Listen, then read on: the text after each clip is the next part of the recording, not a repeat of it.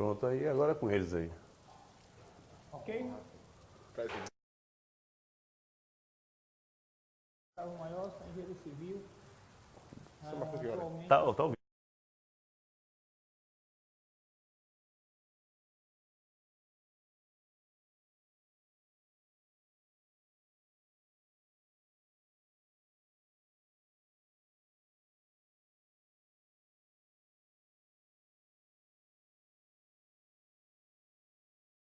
está fazendo para ampliar o sistema na cidade.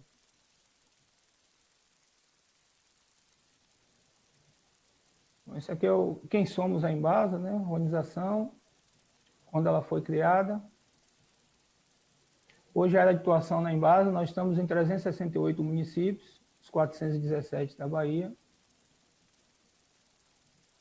E a gente tem o escopo de um sistema de esgotamento sanitário, né, que ele compreende coleta, transporte, o tratamento e o lançamento final desse efluente num corpo, seja ele no emissário submarino ou no corpo receptor.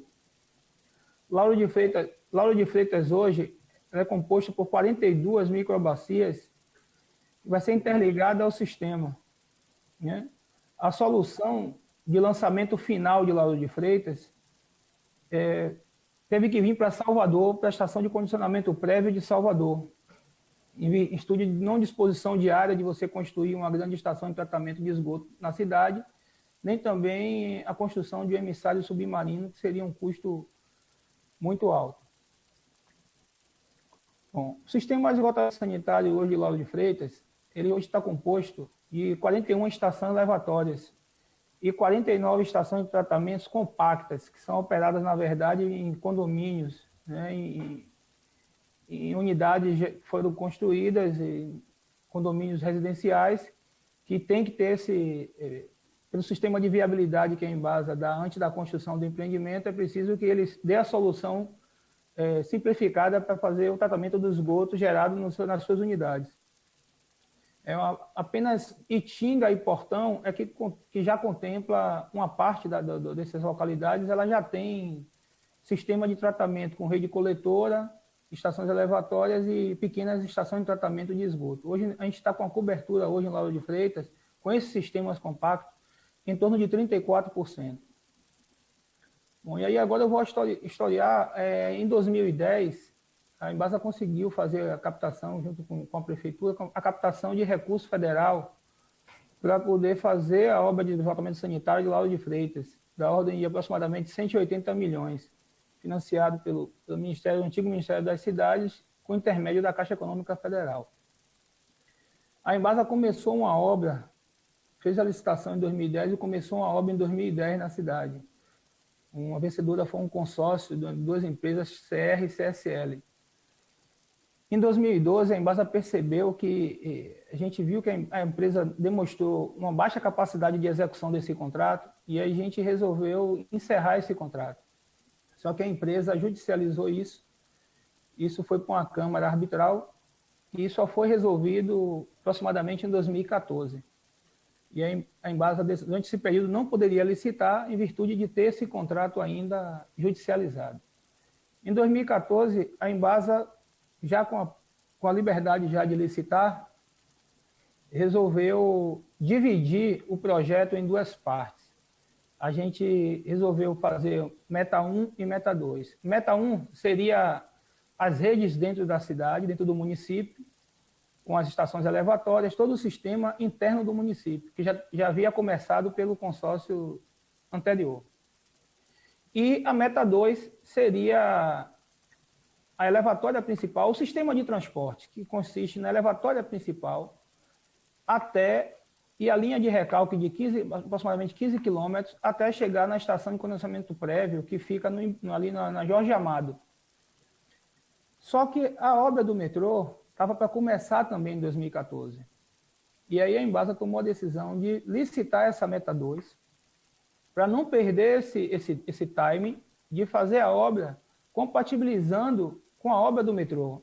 Até porque nossa linha ela sai ali do fundo da Torre de Pizza, conhecida ali Torre de Pizza, próximo daquele viaduto de Lauro de Freitas, e ela vai pela Avenida 2 de Julho, passa pelo aeroporto, Avenida Caribé, paralela, Orlando Gomes, cruza com a Pinto de Aguiar, sobe o Parque de Pituaçu, até chegar na Jorge Amado e chegar na estação de condicionamento prévio. Então, não é uma obra fácil, e a gente precisava correr, porque o Estado estava fazendo uma série de obras estruturantes, inclusive a recuperação da Avenida Orlando Gomes, onde também a gente tinha que implantar essa rede o mais breve possível. Então, a Embasa licitou isso em 2014, a obra iniciou em 2015, nós fomos assentando essas redes e construindo a estação elevatória principal em conjunto com o metrô, não foi uma coisa fácil, né? Toda hora mudava o projeto, a gente tinha que fazer esses ajustes para evitar problemas futuros com o metrô, e fomos executando essa obra e construindo a estação elevatória. No meio desse caminho, desses 15 quilômetros de rede, de linha de recalque, tem uma estação elevatória que ela ficava em patamares, né? Eu bombeio dessa primeira para essa de patamares, essa de patamares bombeava até a estação de condicionamento prévio. Só que como essa elevatória ela fica numa área de alto poder aquisitivo, de pessoas com certo poder financeiro, essas pessoas acionaram o Ministério Público, dizendo que a elevatória, que a área não poderia ser construída, que estava sem licença. Nós mostramos todas as licenças, os alvarás, mas o Ministério Público terminou empacando isso aí, e a gente viu que ia ser muito problema, ia ser mais uma judicialização, e a Embasa tomou a decisão de abortar a construção dessa elevatória neste local e providenciar uma nova área. Inclusive, teve que fazer a aquisição dessa nova área, porque essa primeira foi doada pelo município de Salvador e, infelizmente, tivemos que adquirir uma nova área, e adquirimos essa nova área na Orlando Gomes, onde vai ser construída essa estação elevatória. Só que, como já estava dentro do contrato e não havia mais tempo para a gente fazer revisão de projeto, tudo, a gente terminou excluindo essa elevatória desse contrato. Então, ela é importante para dar funcionalidade a tudo que já fizemos até este momento. Então, eu vou mostrar aqui mais ou menos o... Então, essa obra, ela contemplou 15 quilômetros de linha de recalque, com diâmetros começando com 900 milímetros e depois ampliando para 1.200 milímetros. Uma estação elevatória, na verdade seriam duas, mas a gente teve que excluir uma por esse motivo que eu já falei. 2 torres de transições, 7 travessias especiais, são travessias não destrutivas, feitas com ármico. Então, a gente tem travessias ali no viaduto Mário Andreasa, a gente passa ali por baixo, não destrutivo. A gente tem travessias na Pinto de Aguiar, a gente passou também não destrutivo. E na subida do Parque de Pituaçu, devido ao adensamento às ruas estreitas, nós também tivemos que adotar esse método de não destrutivo. E mais 7 travessias aéreas, que são travessias sobre corpos hídricos. Então, essa obra, essa parte a gente concluiu. Parcial, eu boto aí parcialmente, porque fica justamente fica alguns entraves que a gente não conseguiu, mesmo batalhando durante todo esse período de obra que começou em 2015 e encerrou agora no início de 2020. Quais são os entraves?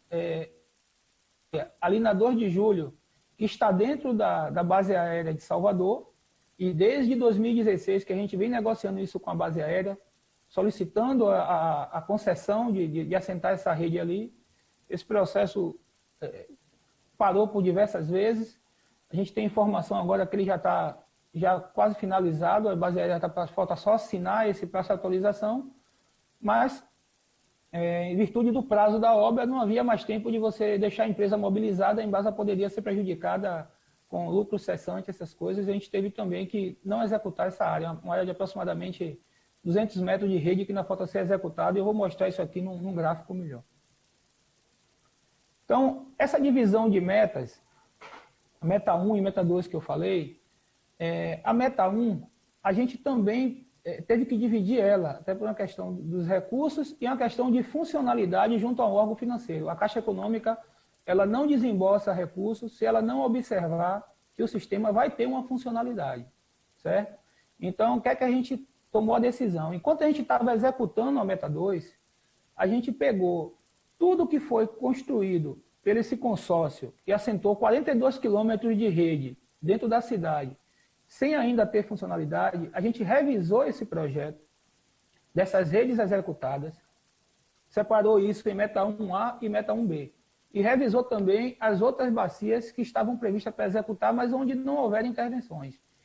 Então, a Meta 1A, que a gente chama hoje, é todas as bacias onde houveram intervenções durante o consórcio, e a gente vai dar funcionalidade a isso. Então, a gente vai complementar essas redes e construir essas estações elevatórias, que são 12, na verdade. E a gente vai também fazer o saldo que ficou da Meta 2. O que é esse saldo? É a construção da estação elevatória, que a gente chamava de Patamares, agora está chamando ela de Orlando Gomes, que ela fica ali no início da Orlando Gomes, ao lado do bairro da Paz. E os trechos de rede que tiverem impedimentos por questões de regularização fundiária, que é o caso da base aérea, e um trecho na Jorge Amado em virtude de interferências com diversas redes, inclusive com emissário submarino, mas também que já está sanado. Essa licitação ela já está publicada, a abertura das propostas é dia 9 de outubro, esse prazo extenso, né, de quase 2 meses, é porque a Embasa ela não está mais sob o regramento de licitação da Lei 8666, a Embasa já aderiu à nova lei das estatais, então nós temos um regramento novo, a gente chama de Regulamento Interno de Licitações e Contratos, a gente chama ele de RILC.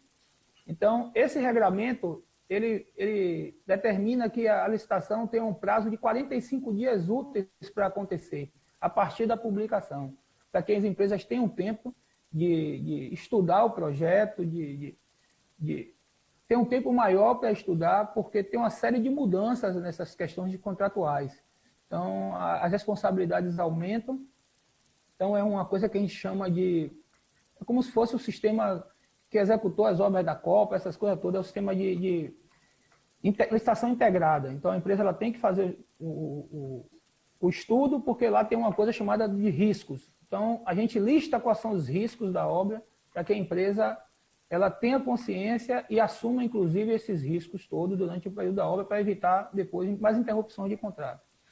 E a Meta 1B, né, que é onde não houve intervenção em contratos anteriores, esse projeto está revisado também, mas ele vai ser necessário captar recursos para fazer essa licitação.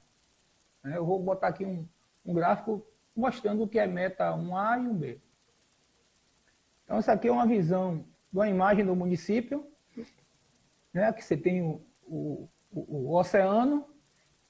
Toda essa parte verde, verde claro, é onde houve intervenção no contrato anterior da empresa que foi interrompido. E essa parte marrom é onde estava previsto também ela executar a rede, mas ela não executou. Então, essa parte marrom, mas essa parte verde, elas fazem parte do escopo do que foi contratado junto à Caixa. Essas outras áreas do município, a gente chama ela de área de expansão.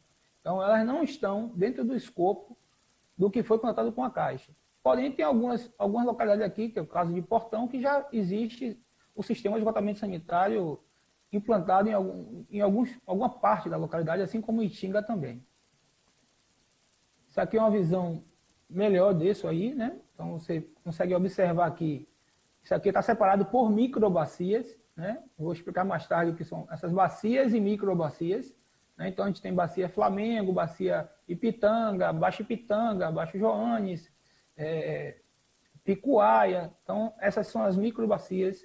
E o que está previsto para executar nessa etapa que vai ser licitada agora em outubro, e o que está previsto para executar posterior com a captação de novos recursos. Então, a divisão de metas ela ficou assim: eu tenho 12 elevatórias para construir nessa licitação que eu estou fazendo, mais a elevatória Orlando Gomes, então são 13 elevatórias. Eu vou finalizar a elevatória, a gente chama ela de BITB, que é a principal dentro de Lauro de Freitas, que fica no fundo do Torre de Pizza. Eu vou concluir ela está feita toda a parte física, eu vou entrar apenas com a montagem, bombas, parte elétrica, essas coisas, concluir ela. Construir a elevatória Orlando Gomes, eu vou fazer mais 8 quilômetros de linha de recalque dentro da cidade. Linha de recalque é a linha que sai da estação elevatória até um ponto mais favorável para o sistema escoar por gravidade. Eu tenho mais 39, quase 40 quilômetros de rede coletora para executar dentro da cidade, nessas bacias. Já foram executados 42, então eu vou para aproximadamente 81 quilômetros de rede. 21 mil ligações serão contempladas nessa obra, ramais e redes auxiliares. Redes auxiliares são as redes que a gente coloca na calçada para interligar os imóveis até a linha coletora, que é a linha principal no meio das avenidas. Bom, os bairros, então eu tenho Bacia de Flamengo, ela contempla Vila do Atlântico e Pitanga. Bacia Baixa Pitanga, Recreio de Pitanga, Buraquinho, Centro, Xingue e Vila Praiana. E Bacia Picuaia, que você tem Picuaia. Né? Essa seria a meta que vai licitar. Então eu tenho aqui as redes, né, os quantitativos por bacia. Então, Bacia Flamengo, Bacia de Pitanga, Bacia Picuaia. Eu tenho as extensões de rede, ramais, ligações, redes auxiliares. E aqui seria a meta que eu chamo de 1B, que essa aqui eu vou ter que captar recurso. Eu tenho um projeto dela todo revisado, porém, eu não tenho recurso nesse momento para fazer, e a Embasa está buscando captar recurso, até para cumprir tudo que foi acordado na contratualização junto ao município, que foi assinada recentemente. Então, eu tenho mais 3 elevatórias para executar, mais 5 quilômetros de rede de recalque, mais 65 quilômetros de rede coletora, 11 mil mais ligações, ramais e 66 quilômetros de rede auxiliar. Então, essas bacias ela contempla Flamengo, Baixo Pitanga, Baixo Joanes e Cagi. Uma parte do Cagi, na verdade. Então, aqui também são as extensões dessas bacias. Né? E aí eu entro na obra que foi executada agora recentemente, né? Que a gente estava trabalhando nela até o final de 2019, início de 2020. A gente teve que interromper em virtude de não ter mais como avançar pelos problemas que eu já sinalizei aqui. Então, se você observar, esse traçado em amarelo é basicamente tudo que eu já executei. Todos esses pontos vermelhos são coisas que eu vou executar nessa licitação nova, que aqui esses 2 pontos primeiro vermelho são trechos da base aérea. Aqui eu tenho uma travessia aérea na paralela que precisa ser feita ao lado do metrô. E mais uns trechos que precisam ser concluídos também ao longo, é só interligação de pontos que já ficaram assentados. A gente dividiu essa extensão em 4 trechos, certo? Então, a gente tem o trecho 1, que ele sai da elevatória BITB, que fica no fundo da Torre de Pizza, ele vai para 2 de julho, passa, ele vai ser lançado.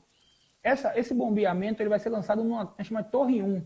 Essa Torre 1 está na subida daquela avenida Mãe Estela de Oxóssi. Tem uma torre ali que está enterrada, vai ser chamada de torre, mas ela está enterrada ali porque é um ponto alto, então a gente tem como escoar.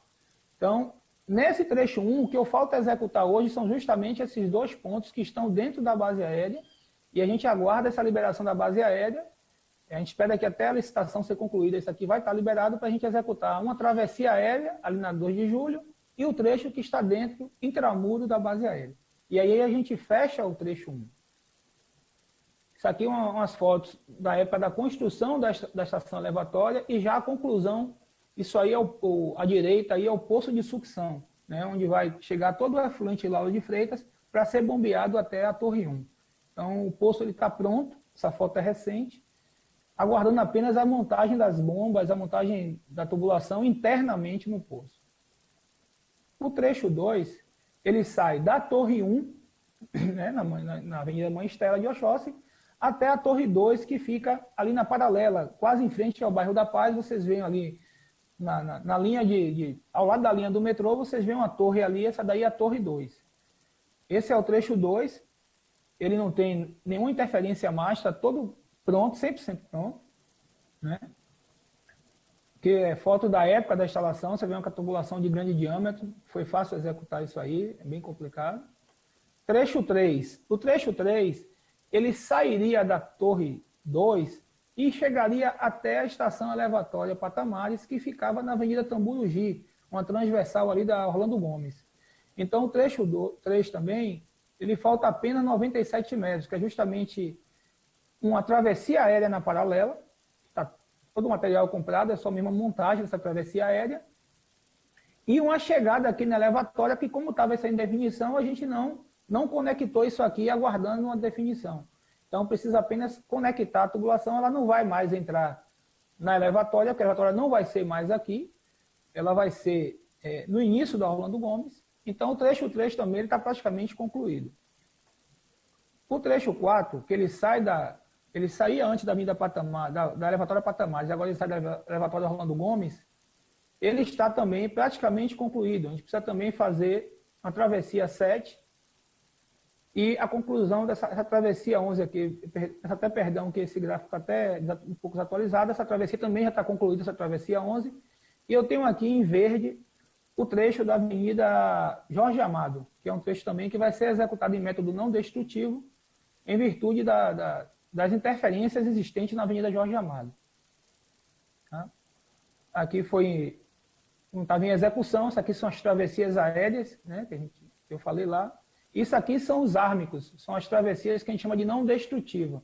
Né? A gente faz a escavação sem cortar a cidade.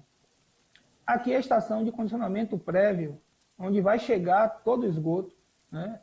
A gente vai a estação de condicionamento prévio Jaguaribe, onde vai chegar todo o esgoto da cidade de Lauro de Freitas. O que acontece? O grande problema de toda essa demora, na verdade, a gente pede até desculpa que essa licitação ela deveria ter ocorrido no início do ano, mas aí veio a pandemia e veio todo esse processo aí de trabalho da gente, e a gente também teve que revisar, a gente teve que encontrar algumas soluções para a situação interna de Lauro de Freitas. Hoje todos vocês conhecem a cidade, então tem locais que você tem uma dificuldade enorme de você fazer essas redes. Nós vamos ter um desafio enorme de executar essa obra dentro de uma cidade adensada. E a gente sabe o movimento intenso que é dentro de Lauro de Freitas. Então, muitos serviços terão que ser não destrutivos. Isso encareceu bastante a obra, que a gente não vai poder cortar algumas ruas em virtude do movimento.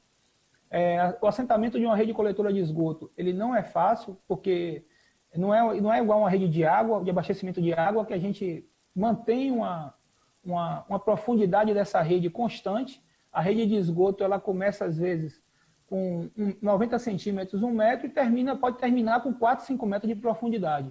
Então, a gente está falando de uma cidade litorânea, né, com lençol freático altíssimo. Então, qualquer escavação já dá água, então a gente tem uma série de desafios a enfrentar.